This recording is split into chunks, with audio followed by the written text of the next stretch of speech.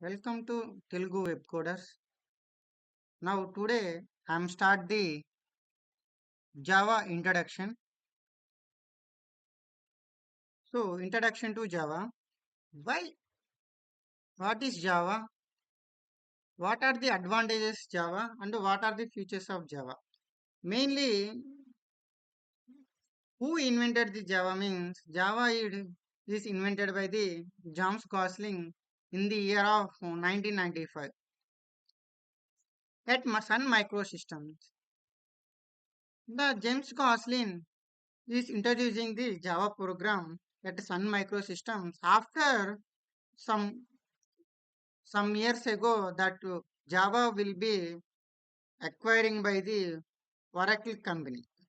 So Java is introduced by James Gosling in 1995.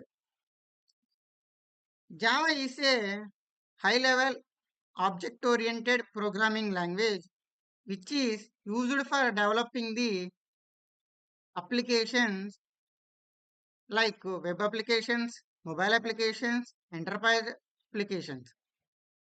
మెయిన్గా ఈ యొక్క జావా అనేది మనకి ఒక ఏదైనా అప్లికేషన్స్ని డెవలప్ చేయడానికి ఉపయోగపడుతుంది. Now A days many of the companies using the Java for developing the secured applications and reliable applications. Java అనేది ఒక సెక్యూర్ అప్లికేషన్స్ని డెవలప్ చేయడానికి అలాగే రిలయబుల్ అప్లికేషన్స్ని డెవలప్ చేయడానికి మనకి ఉపయోగపడుతుంది. ఈ జావాలో మనకి మెయిన్గా సమ్ ఫ్యూచర్స్ ఉన్నాయి. సమ్ ఫ్యూచర్స్ ఎందుకంటే డిఫరెంట్ లాంగ్వేజెస్ అనేవి మనం ప్రీవియస్గా నేర్చుకుని ఉంటాం. Before Java you learn the C. Why? Because every programming language C is the basic fundamental for learning the syntax, procedure, and functions, how to declare a variable, how to assign a value. These and all are learning some basic concepts are in C language that are similar to the Java. Means Java share the similarities between the C based language like C++ and C sharp. దాన్ని base చేసుకొని మనం Java అనేది develop చేశారు. మనకి జావాలో మెయిన్గా ఇదొక Java అనేది naming conventions అనేది ఫాలో అవుతుంది. సో ఖచ్చితంగా మనము సింటాక్స్ అనేది కంపల్సరీగా ఫాలో అవ్వాలి. అలాగే జావా అనేది ఒక case sensitive programming language. Java అనేది కేస్ సెన్సిటివ్ ప్రోగ్రామింగ్ లాంగ్వేజ్.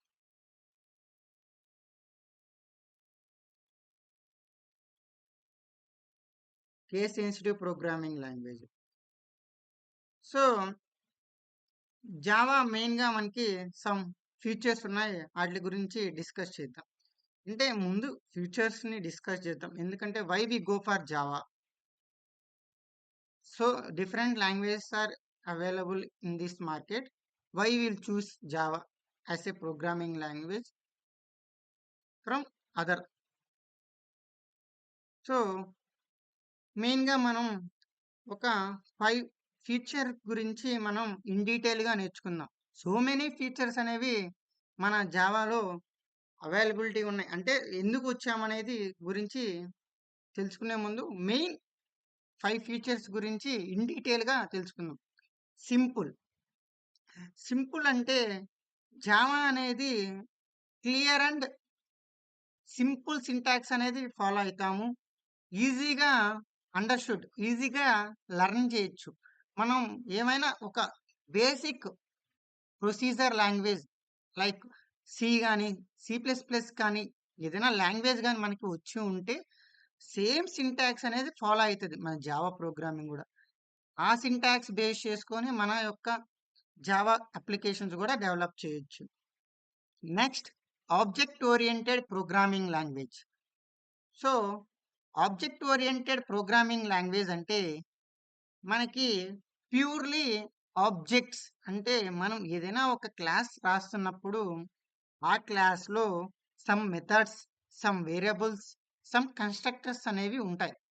అవి ఫర్దర్ వీడియోస్‌లో మనం ఇన్ డీటెయిల్‌గా చూద్దాం.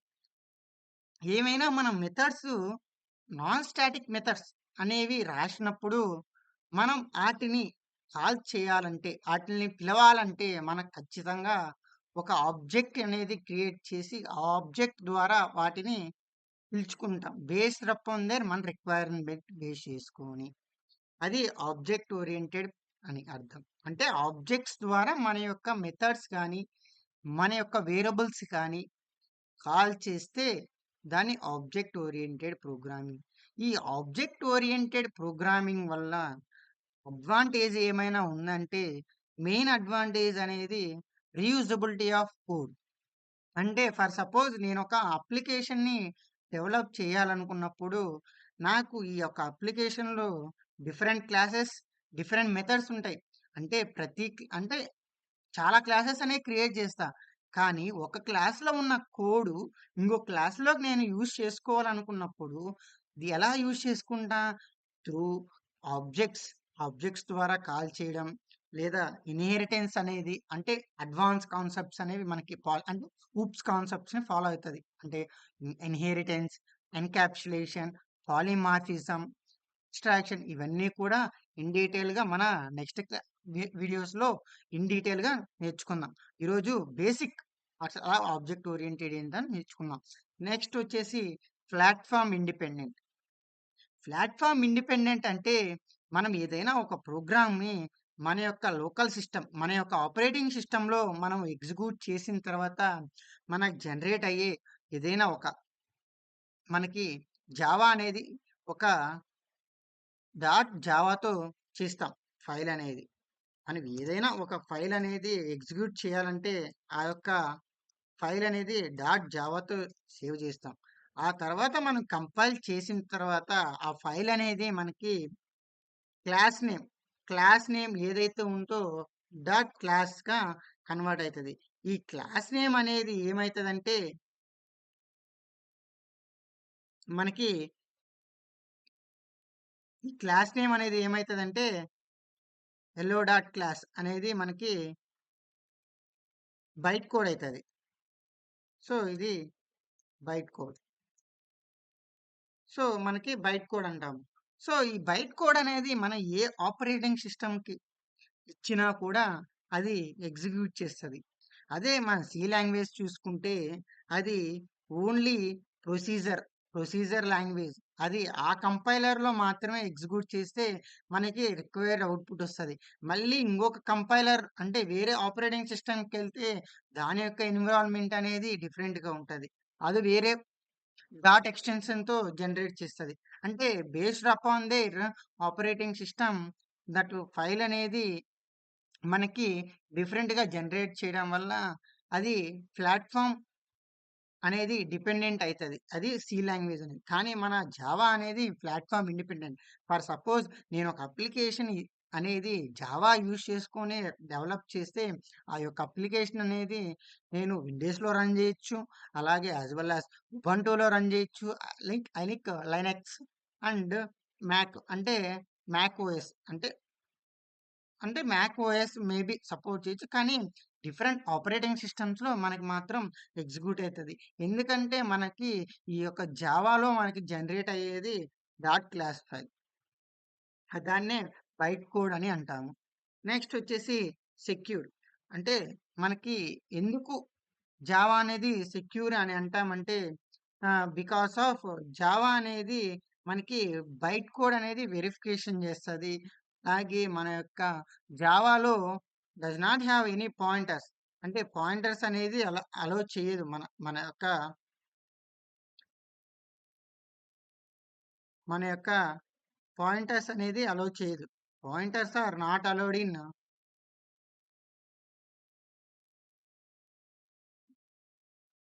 సో, పాయింటర్స్ అనేది నాట్ అలౌడ్ ఇన్ జావా.